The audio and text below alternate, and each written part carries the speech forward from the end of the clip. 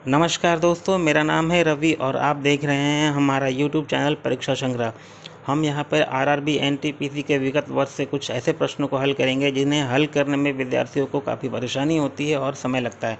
हम ऐसे प्रश्नों को जल्दी कैसे हल करें, इन्हें देखेंगे अपने आने वाले कुछ एपिसोड्स में। इससे पहले मैं आपको कहना चाहूँगा, कृपया हमारे चैनल को सब्सक्राइब करें, शेयर करें, ताकि और भी विद्यार्थी इसका लाभ उठा सकें। इसके लिए बहुत बहुत धन्यवाद। चलिए शुरू करते हैं अपने इस सेशन को।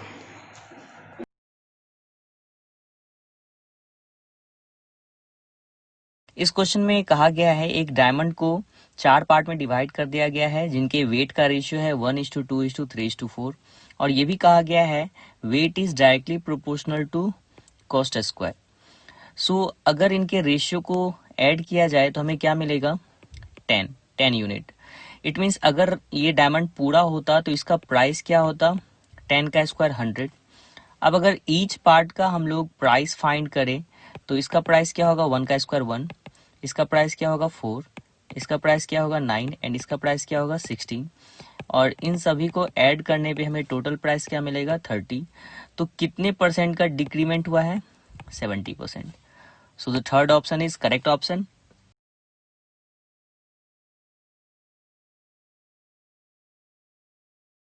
इस क्वेश्चन में वर्षा जो है वो 20,000 रुपीज को राहुल एंड वंश के बीच में डिवाइड करती है और लास्ट में पूछा भी गया है what is the ratio of amount invested for Rahul to death of वंश।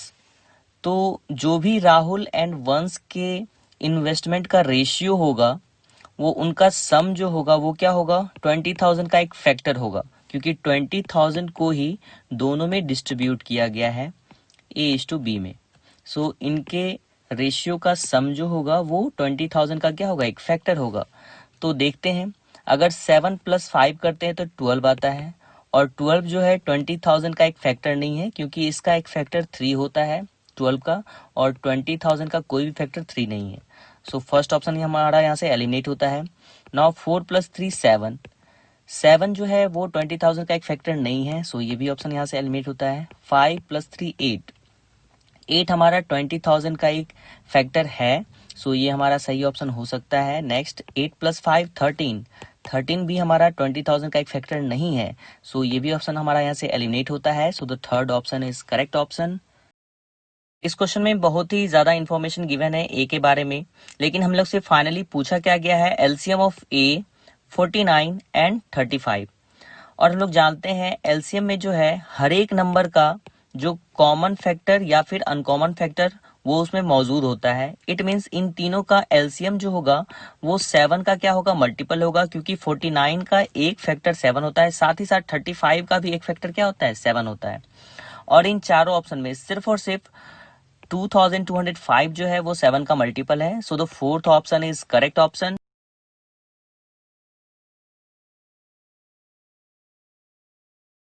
इस क्वेश्चन में हमें दो नंबर ए एंड बी का एचसीएफ फाइंड करना है और गिवन है उन दो नंबर का सम है 42 एंड उनका एलसीएम है 72। हम जानते हैं दो नंबर का एचसीएफ जो है उनके एचसीएफ के बराबर होता है जो उनके सम और उनके एलसीएम का एचसीएफ हो। इट मीन्स हमें यहाँ पे 42 एंड 72 का एचसीएफ ही फाइंड करना है। एचसीएफ क्या होता है? Highest common factor. सो हम लोग सबसे पहले सबसे ग्रेटेस्ट नंबर को चेक करेंगे। 12 72 को परफेक्टली डिवाइड दे सकता है, लेकिन 42 को परफेक्टली डिवाइड नहीं दे सकता है, सो ये हमारा एचसीएफ नहीं होगा। सेकेंड लार्जेस्ट नंबर कौन है? 8। 8 जो है वो 72 को तो डिवाइड दे सकता है, लेकिन 42 को डिवाइड नहीं दे सकता है, सो ये भी हमारा यहाँ से एलिमिनेट होता है। नेक्स्ट लार्जेस्ट नंबर कौन है? 6। 6 जो है वो 42 को 7 टाइम्स में डिवाइड कर सकता है एंड 72 को भी 12 टाइम्स में कैंसिल कर सकता है। So the second option is correct option.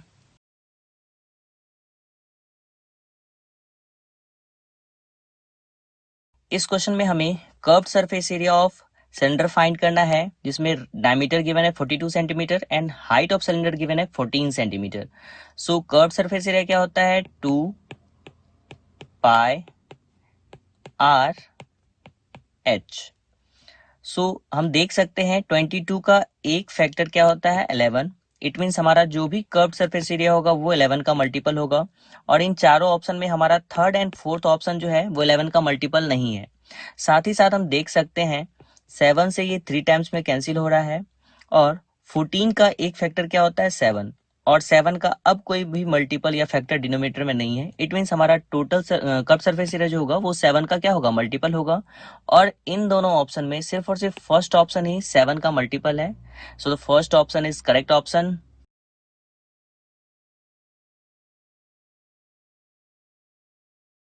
इस क्वेश्चन में हमें 3 इक्वेशन गिवन है। a into a plus b plus c is equal to 126, b into a plus b plus c is equal to 147, and c into a plus b plus c is equal to 168, and we have to find the value of a plus b plus c.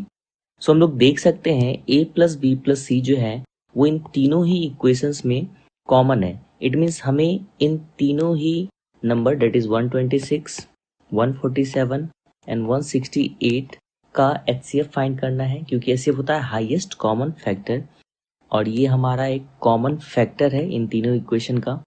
So highest common factor क्या होता है, वो इन numbers का या तो difference होगा या उनके डिफरेंस का कोई फैक्टर होगा।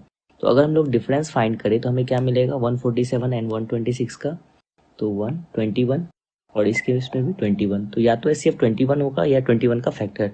और इन चारों ऑप्शन में हमें सिर्फ और सिर्फ 21 ही एक ऐसा नंबर दिख रहा है जो कि इनका डिफरेंस के इक्वल है, और 21 का कोई भी फैक्टर ऑप्शन में नहीं है। So the second option is correct option.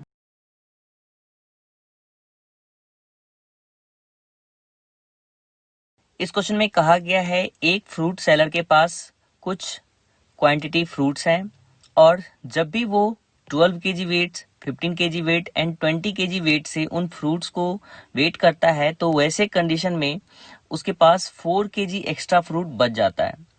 तो पता करना है कि उस फ्रूट सेलर के पास कितने क्वांटिटी फ्रूट थे। अगर ऑप्शन में देखा जाए तो अगर टोटल क्वांटिटी में से 4 केजी सब्ट्रैक्ट कर दिया जाए तो हमें क्या मिलेगा, 52 एंड 44। और अब जो क्वांटिटी आए हैं वो 12, 15 एंड 20 से परफेक्टली डिविजिबल होना चाहिए। तो हम लोग देख सकते हैं 68 जो है वो ना ही 12 से, ना ही 15 से, ना ही 20 से डिविजिबल है। सो ये ऑप्शन तो हमारा यहाँ से एलिमिनेट होता है। 52 भी हमारा देख सकते हैं हम लोग 12 से मल्टीपल नहीं है, सो ये भी हमारा एलिमिनेट होता है। 44 भी हमारा ना ही 12 से, ना ही 15 से डिविजिबल है, सो ये भी ऑप्शन हमारा एलिमिनेट होता है। सिर्फ और सिर्फ 60 ऐसा नंबर है जो कि 12, 15 एंड 20 से क्या है, डिविजिबल है। सो हम लोग बोल सकते हैं उस फ्रूट सेलर के पास कितने फ्रूट्स होंगे, 64 KG, and the first option is correct option.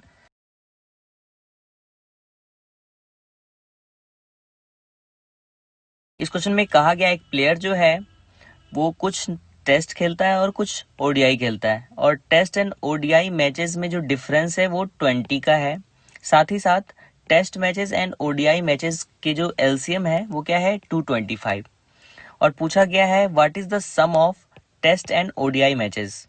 अगर हम लोग ऑप्शन में देखें और फर्स्ट ऑप्शन को हम टेस्ट प्लस ओडीआई मैचेस माने, और तो नंबर क्या क्या हो सकता है, 50 एंड 30, क्योंकि इनका डिफरेंस क्या आना चाहिए, 20। सो सेकेंड ऑप्शन को अगर हम लोग टोटल मैचेस माने तो इस केस में क्या आएगा, हमें 45 एंड 25, तभी इनका डिफरेंस हमें क्या मिलेगा, 20।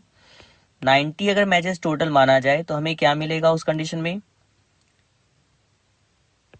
55 एंड 35। और फोर्थ कंडीशन अगर 60 माना जाए टोटल मैच, तो ऐसे कंडीशन में 40 एंड 20 होगा। अब हम देख सकते हैं कि किन दो कंडीशन में इनका एलसीएम 225 होता है। फर्स्ट ऑप्शन में देखा जाए तो 50 एंड 30 का एलसीएम क्या होगा, 150। सो ये ऑप्शन हमारा यहाँ से एलिमिनेट होता है। अगर 45 एंड 25 का एलसीएम लिया जाए तो इस कंडीशन में 5 5 जा 25, 9 जा 225, तो हमें यहाँ एलसीएम 225 मिल रहा है। सो हम बोल सकते हैं हमारा सेकंड ऑप्शन यहाँ से करेक्ट ऑप्शन होगा। अगर हम लोग इन दोनों का भी एलसीएम लेके देखें तो दोनों ही केस में हमें 225 एलसीएम नहीं मिलेगा।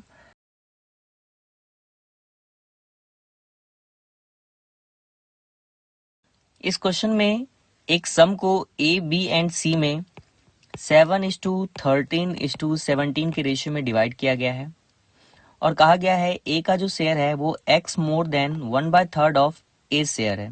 इट मीन्स 7r जो है वो x more than 1/3 of 7r, that is यहाँ से x क्या निकलेगा हमारा 2/3 ऑफ 7r। उसी प्रकार हमारा y क्या निकलेगा half of 13r and z क्या निकलेगा 1/3 ऑफ 17r। और हमसे पूछा गया है x is to Y is to Z. So x is to Y is to Z में x का जो रेशियो होगा वो क्या होगा 7 का मल्टीपल होगा। और इन चारों ऑप्शन में हम देख सकते हैं हमारा फोर्थ ऑप्शन पॉसिबल नहीं है क्योंकि 26 जो है वो 7 का मल्टीपल नहीं है। एंड y का जो रेशियो होगा वो क्या होगा 13 का मल्टीपल होगा। सो ये भी हमारा ऑप्शन एलिमिनेट हो गया क्योंकि 29 जो है वो 13 का मल्टीपल नहीं है। एंड z का जो रेशियो होगा वो क्या होगा 17 का मल्टीपल होगा। और 14 एंड 34 में जो 14 जो है वो 17 का मल्टीपल नहीं है। सो हम बोल सकते हैं हमारा सेकंड ऑप्शन जो होगा वो करेक्ट ऑप्शन होगा।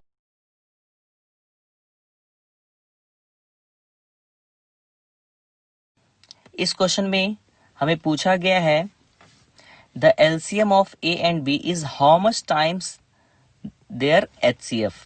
So LCM is equal to what times of HCF. हम लोग जानते हैं दो नंबर का LCM जो है वो हमेशा उन दो नंबर के HCF का क्या होता है मल्टीपल होता है। इट मीन्स वाट का जो भी वैल्यू आएगा वो एक इंटीजर वैल्यू आएगा और वो LCM को परफेक्टली डिवाइड देगा। अब हमें एक चीज और गिवन है कि the multiplication of LCM and HCF of both the number is 1014। It means हमें गिवन है LCM into HCF is equal to 1014। So अगर हम लोग इस इक्वेशन में दोनों साइड HCF से मल्टीप्लाई कर दें तो हमारा लेफ्ट हैंड साइड क्या हो गया HCF इंटू LCM और जिसका वैल्यू क्या गिवन है 1014 is equal to what into HCF का होल स्क्वायर। इट मीन्स हमें वाट का जो वैल्यू फाइंड करना है वो कोई ना कोई 1014 का ही फैक्टर होगा। अब ऑप्शन से चेक करते हैं 9 जो है सबसे पहले देखा जाए तो इसका फैक्टर नहीं होगा क्योंकि इनके डिजिट का सम क्या है 6 है जो कि 9 से डिविजिबल नहीं है। सो हमारा सेकंड ऑप्शन यहाँ से एलिमिनेट होता है। 8 से देखा जाए तो लास्ट 3 डिजिट नंबर क्या है 14 और 14 8 से डिविजिबल नहीं है। सो ये नंबर जो है वो 8 से भी डिविजिबल नहीं है। सो ये भी एलिमिनेट होता है। 4 से डिविजिबिलिटी की बात करें तो लास्ट 2 डिजिट है 14 जो कि 4 से डिविजिबल नहीं है। सो ये नंबर 4 से भी डिविजिबल नहीं है टोटल। सो हमारा फोर्थ ऑप्शन भी एलिमिनेट होता है। एक ही ऑप्शन बच रहा है हमारा first option. So the first option is correct option. Thank you.